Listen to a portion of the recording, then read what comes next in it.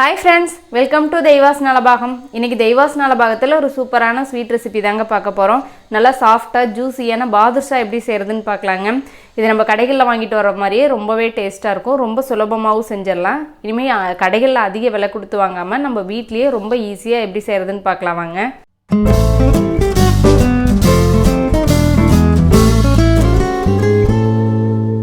First இந்த recipe பண்ணுறதுக்கு ஒரு மிக்சிங் பவுலில் நான் ஒரு 1.5 கப் அளவுக்கு மைதா மாவு எடுத்து வச்சுருக்கேன். இது உள்ளே சேர்த்துக்கலாங்க. இது கூடவே ஒரு 1/4 டீஸ்பூன் அளவுக்கு தூள் உப்பு சேர்த்துக்கோங்க. இல்லை ஒரு 1/4 டீஸ்பூன் அளவுக்கு சோடா உப்பு சேர்த்துக்கோங்க. இல்லை ஒரு 1/2 டீஸ்பூன் அளவுக்கு பேக்கிங் பவுடர் சேர்த்துக்கோங்க. இல்லை 1/2 டீஸ்பூன் சர்க்கரை சேர்த்துக்கோங்க. சேர்த்துட்டு இப்போ இதெல்லாம் நல்லா ஒன்று சேர்ந்து வர அளவுக்கு இது எல்லாத்தையும் நல்லா மிக்ஸ் பண்ணிக்கலாம். இதில் நம்ம பேக்கிங் சோடா, பேக்கிங் பவுடர் இதெல்லாம் சேர்த்தோம்னா தான் நல்லா ப்ளஃபியாக மாவு உப்பி நம்மளுக்கு நல்லா சாஃப்டாக லேயரான பாதுஷா கிடைக்கும். இதில் ஒரு 5 டேபிள் ஸ்பூன் அளவுக்கு நெய் சேர்த்துக்கோங்க. நான் நெய் உருக்கிட்டு சேர்த்துருக்கேன். இப்போ இதெல்லாம் ஒன்று சேர்ந்து நல்லா பிசைஞ்சிக்கலாம். நல்லா கலந்து விட்டுட்டு இப்போ இதில் நம்ம தயிர் சேர்த்துக்கலாம். நான் ஒரு 2 டேபிள் ஸ்பூன் அளவுக்கு தயிர் சேர்த்துக்கிறேன். சேர்த்துட்டு இப்போ இதை நல்லா பிசைஞ்சிக்கலாம். ரொம்ப அழுத்தம் கொடுத்து பிசையக்கூடாது. ரொம்ப முக்கியமாக ரொம்ப லேஸாக தான் பிசையணும். ஜஸ்ட் எல்லாம் ஒன்று சேர்ந்து வர அளவுக்கு கலந்து வச்சா போதும். இந்த அளவுக்கு நல்லா பிசைஞ்சாச்சு. இப்போ அப்படியே விரித்து பார்த்திங்கன்னா தெரியும் உங்களுக்கு இந்த அளவுக்கு இருக்கணும். இப்போ ஒரு மூடி போட்டுட்டு ஒரு 20 நிமிஷத்துக்கு இதை அப்படியே விட்டுறலாம். அதுக்குள்ளே நம்ம சக்கரை பாவு ரெடி பண்ணிடலாம். ஸ்டவ் ஆன் பண்ணி ஒரு வடைசட்டி வச்சுட்டு இதில் நான் 1 கப் அளவுக்கு சக்கரை எடுத்திருக்கேன். இது உள்ளே சேர்த்துக்கலாம். இதுக்கு 1/2 கப் அளவுக்கு தண்ணி சேர்த்துக்கோங்க. சேர்த்துட்டு இப்போ இந்த சர்க்கரையெல்லாம் நல்லா கரைஞ்சி நல்லா பாகு காய்ஞ்சி வரணும். இதுக்கு நல்லா ஒரு கம்பி பதம் 2 கம்பி பதம் அதெல்லாம் தேவையில்லை. ஆனால் சர்க்கரை நல்லா கொதித்து நல்லா திக்காகி வரணும். அந்த மாதிரி இருந்தால் தான் நல்லாயிருக்கும். அந்த கம்பி பதம்லாம் வரத்துக்கு முன்னாடி ஸ்டேஜில் நல்லா இருந்தால் போதும். ஒரு 10 நிமிஷத்துக்கு இந்த சர்க்கரை பாகு நல்லா காய்ச்சிக்கலாம்.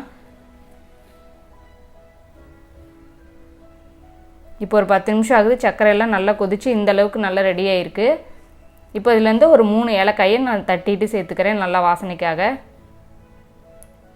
அவ்வளோதான். நல்லா கலந்து விட்டுட்டு இப்போ நான் ஸ்டவ் ஆஃப் பண்ணிவிட்டு இதை எடுத்து ஓரமாக வச்சிடலாம்.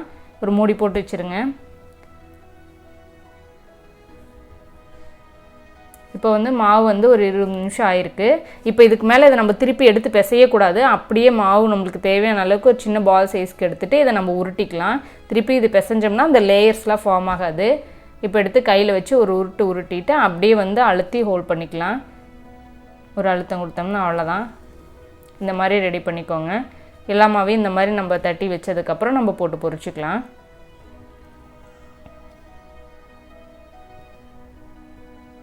இதே மாதிரியே எல்லா பாதுஷாவையும் நம்ம தட்டி வச்சிடலாம். இப்போ பாதுஷாலாம் பொரிக்கிறதுக்கு ரெடியாக இருக்குது. எண்ணெய் காஞ்சிட்ருக்கு. எண்ணெய் நல்லா மீடியம் ஃப்ளேமில் தான் இருக்கணும். ரொம்ப காயக்கூடாது. இப்போ எண்ணெய் மிதமான தீயில் வச்சுட்டு போட்டு பொரிச்சு எடுத்துக்கலாம். இப்போ இது எல்லாத்தையும் உள்ளே சேர்த்துடலாம். சேர்த்துட்டு அப்படியே கொஞ்சம் நேரம் விட்டுருங்க. கீழே அப்படியே பொரிஞ்சு மேலே எலும்பி கொஞ்சம் வரும். ஒரு சைடு வந்ததுக்கப்புறம் நம்ம திருப்பி போட்டுட்டு அப்புறம் எல்லா சைடும் நல்லா ஈவனாக கலந்து விட்டு நம்ம பொரிய வச்சுக்கலாம். போடும்போது நல்லா கெட்டியாக இருக்கும். நல்லா பொரிஞ்சு கொஞ்சம் கொஞ்சமாக மேலே வர வர நல்லா லேசாயிரும். அப்படியே பந்து மாதிரி மிதக்க ஆரம்பிச்சிரும். பாருங்கள் நல்லா எல்லாமே நல்லா மேலே மிதக்க ஆரம்பிச்சிருச்சு. இதுதான் சரியான பதம். நல்லா ஈவனாக கலந்து விட்டுட்டு எடுத்துக்கோங்க. தீ கம்மியாக தான் இருக்கணும். அதிகமாக இருந்தால் மேலே சீக்கிரமாக கரிஞ்சிரும். உள்ளெல்லாம் அப்படியே வேகாத மாதிரி இருக்கும். இப்போ இந்தளவுக்கு ஈவனாக கலந்து விட்டு அவ்வளோதான் எல்லாமே பொரிஞ்சிருச்சுங்க. இப்போ அதை நம்ம எடுத்து வெளியில் வச்சிடலாம். சர்க்கரை பாகு நீங்கள் ஆறிடுச்சுன்னா லைட்டாக சூடு பண்ணிக்கோங்க. இப்போ எடுத்து வச்சுட்டு இதை நம்ம உள்ளே சேர்த்துடலாம். சர்க்கரை பாகில் சேர்த்துடலாம். கொஞ்சம் மிதமாக இருக்கணும் இதோட சூடு. ஆறிடுச்சுன்னா திருப்பி கொஞ்சம் சூடு பண்ணிவிட்டு அதுக்கப்புறம் உள்ளே சேர்த்துக்கோங்க. எல்லாம் கலந்துட்டுட்டு ஒரு 5 நிமிஷம் இதில் ஊறினா போதும். சீக்கிரமாக உள்ளே எல்லாம் நல்லா இழுத்துரும். லேயராக இருக்கிறனால சீக்கிரமாக உள்ளே நல்லா சர்க்கரை பாகில் அப்சர்வ் பண்ணிக்கும். ஒரு 5 நிமிஷம் ஊறினாவே போதும்.